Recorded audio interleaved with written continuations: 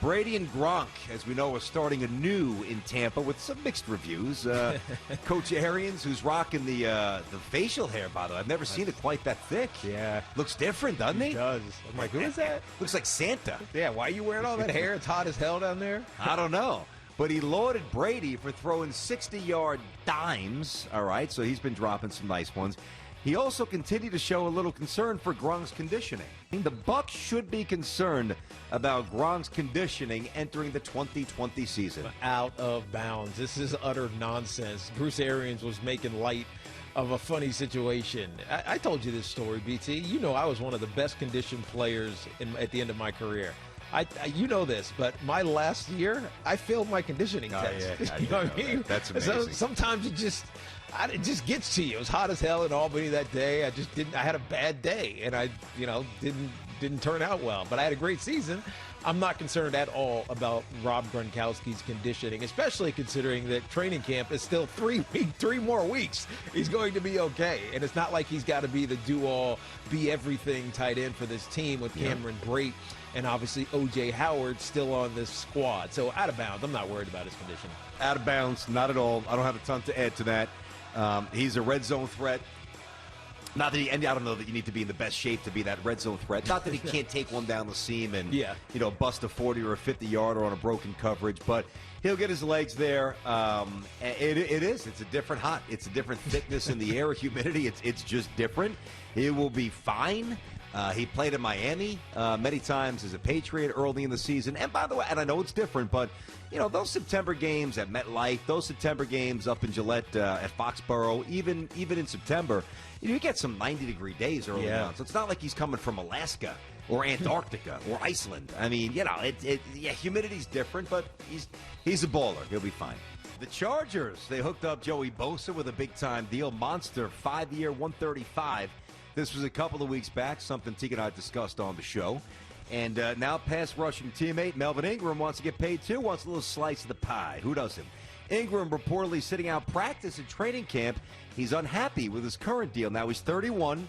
He's in the final year of his contract, but none of his $14 million base salary is guaranteed for this season. So, in or out, the Chargers should give Ingram an extension before the season. I'm going to say out of bounds of that, BT. Now, first of all, you already have a very high-paid defensive end on your team right now, a pass, disruptor. And Melvin Ingram, while I think he's still a very good player, he's 31. He has had less than 10 sacks each of the last couple of seasons. I think 7 to be exact. His quarterback hits are down, and so his importance to this team just isn't what it used to be. Yep. It's not a knock on him, but it's just the reality of aging in football and being jumped over by a younger and, at this point, better player. So I'm going to say out of bounds of this. I know he's got a point, and he's going to stick to it, but I don't think the Chargers should cave. Oh, I agree, but just for clarity, because you're good with this stuff here, the fact that none of his $14 million base salary is guaranteed this season means nothing if he's on the Week 1 roster, which he obviously is going to be, right? Exactly. So he's going to get $14 million once Week 1 comes. That's exactly. As long as he's a player on the team, he's going to get play. He's going to get paid. Yeah. Okay. Just wanted to clarify that. You're right. Yeah, I mean, you don't just give out money to placate people. In an ideal world, the rubber would meet the road in the middle of the road, and everybody would be happy. Player would be in his prime or ascending toward his prime, an indisposable piece of the puzzle for a team. Right now, I view him as neither. He's a good player, but he's kind of a luxury, and I look at the Chargers this way. Their two best players on defense, it's not Ingram, it's Derwin James, who is a great young safety. Great. That's right. So you've got one of the best defensive ends in football. Some would say number one. I certainly would not, but some might would say that Joey Bosa is number one, and Derwin James is a top 3 safety. So you've got the front level, the back level set. You got to find something in between that's a little bit better, and also tweak a few things on the offensive line. And that money that you would give Ingram could be dispersed elsewhere to finally win something big for the Chargers. They have not won with the combination of Bosa and Ingram. He's good, but he's not irreplaceable. And maybe the World Series champion Nationals won't be fine. They started 4-4, but they've dropped 8 of their last 12. They sit in the basement of the NL East. All right, Mike Trout and the Angels, just mentioned him before. They are a disappointing 8-15. The Mets are 10-14, and the Padres are 12-12, despite the red-hot play of Fernando Tatis Jr. So, the question is this: in or out? The Nationals are the most disappointing team thus far in the majors. Yeah, I guess I'll agree with that. I mean, it's hard to look at this schedule and I'll say in bounds. I look at this schedule and the disruptions that they've had and make any determinations. But I think the teams that are pulling up the bottom are kind of the ones we thought were going to pull up the bottom, except for the Washington Nationals. So, yeah, I guess I'll say in bounds to that one. I'm going to say out of bounds, and, as I answered this question before the show and I was kind of getting my thoughts together, I went right to the bottom of the standings in each division. And, Toronto's got some pieces, but I thought they were a year away, and they are. Boston's terrible. Wow, the Red Sox stink. Dude, they cannot beat the Yankees at all. Well, that I love, 10 straight, but they can't beat anybody. They're 6-17. They're bad. Yeah. The Tigers, a little more competitive than I thought, but still not very good. Kansas City's not a very good baseball team right now. The Angels are a big struggle. Seattle, 7-17. That's not a real surprise.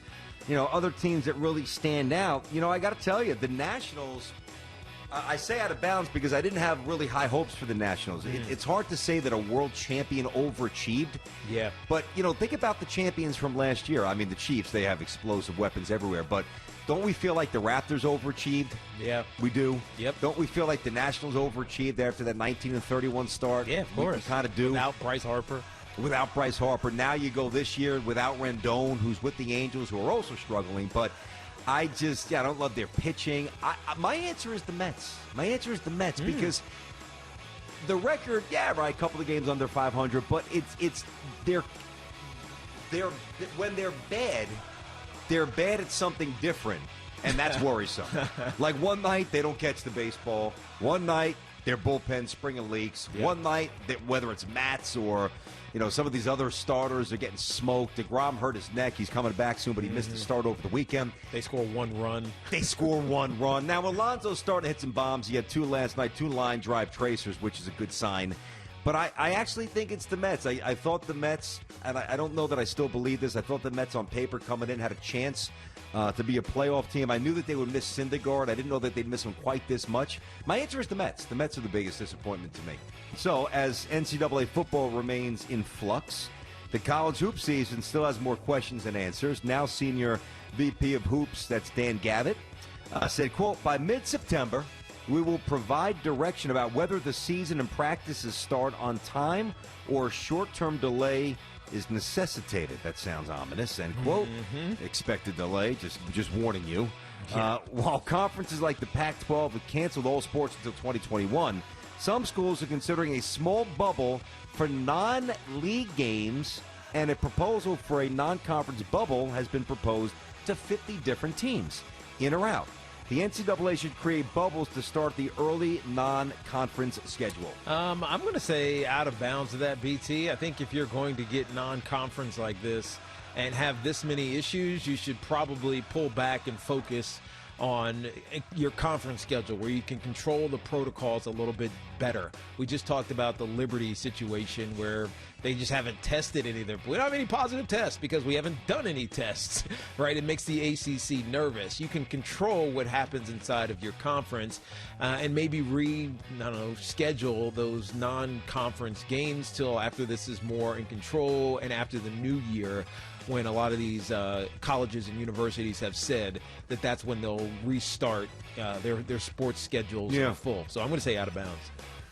I guess I could go either way. I'll say inbounds if it's financially feasible. You don't want to hemorrhage money to create something that might not work anyway. But I'm going to go back, even though I say inbounds, I'm going to go back to something I said on the show a while ago. I really think that there's a way to do this from a geographical position where, whatever the schedules are, take them, throw them in the trash. And, you're going to lose some bye games and some teams with some, preseason tournaments, whether it's the Maui, whether it's the coaches versus cancer, some prolific ones. And they're great ones. They're a great foreshadow to the Final Four, or at least, the later portion of the big dance. I think there's a way to do it locally. Like you can have, say, the Michigan Wolverines can play, Central Michigan and Oakland University. find a way to, Detroit Mercy, to find a way to scratch out some games there. St. John's could play NJIT, New Jersey Institute. You could play Wagner. You could play St. Francis. You could. I think geographically, there's a way. Virginia could play Liberty and some other schools, Virginia Tech. I don't know. I think you could probably do that.